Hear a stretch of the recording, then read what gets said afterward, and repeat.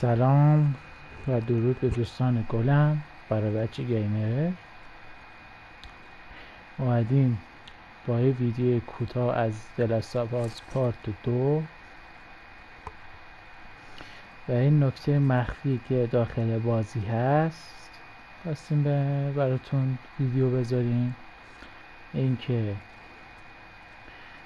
پلی استیشن 3 در بازی دلستاپاز پارت 2 که احتمال میره داخل فیلمش که جدیدن اومده داخل قسمت سوم شاهد این مجموعه باشیم.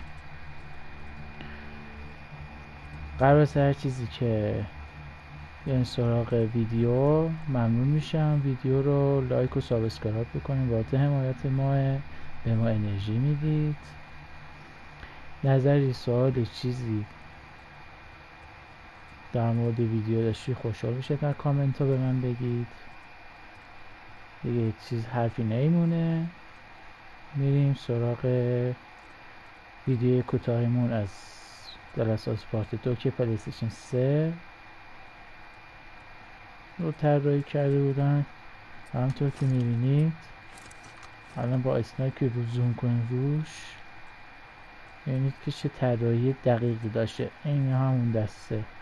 حتی دکمه هوم پلی استیشن PS3 هم خوب طراحی شده. سلکت و استارت، ضرب هم مربع، دایره، مثلث، آنالوگا، همینطور چپ راست بالا پایینش و همینطور آنالوگ های R1 R2 L1 L2. میبینید چه دقیق و تمیز طراحی شده. این دوستمون دینا اینجا وایساده نمیذاره بریم. دینا جان یه مقدار دمت گرم. دسته با کابل وصل شده به دستگاه و در حال شارژ داشتن پلی میدادن. این هم ظاهر خود کنسوله.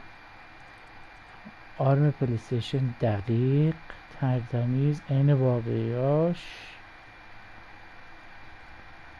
همونطور که میبینید یه مقدار عقب‌تر بقیه نوشتاش مشخصه چون حالا نیست تلویزیونش جاش یه مقدار ناجوره، بقیهش مشخص نیست.